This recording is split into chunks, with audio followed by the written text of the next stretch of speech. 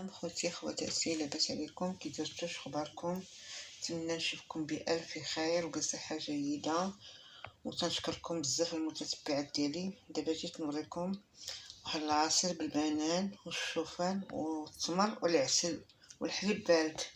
دابا نرجعو للمقادير. عندنا 3 البنانات متوسطين، عندنا 2 معالق ديال الشوفان، عندنا 3 التمرات تاع الفرد، 3 الكيسان كبار ديال الحليب بارد، معلقه كبيره العسل. دابا غادي نبداو على بركه الله.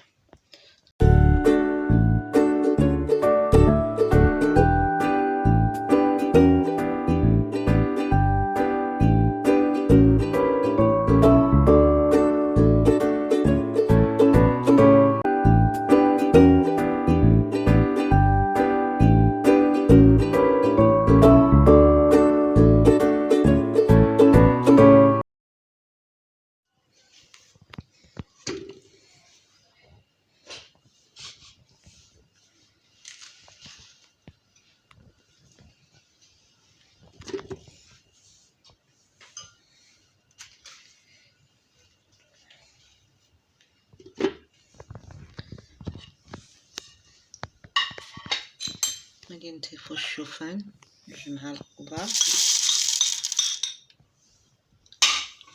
غادي نديرو 3 التمرات، ونديرو معلقه ديال العسل كبيره. الا كتنساو البنات معلقه كبيره ولا ما عرفتوش شي حاجه قولوها ليا، مرحبا 100 الف مرحبا على راسي العينيه. وغنديرو 3 الكيسان ديال الحليب باردين، بقاش كي نسيكو الحليبات يجي العصير زوين.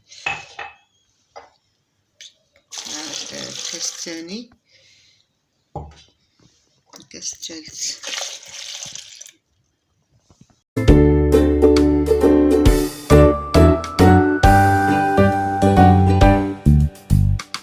هذا هو التقديم النهائي. نتمنى يعجبكم، ونتلاقاو في الوصفه الجايه ان شاء الله، والسلام عليكم ورحمه الله.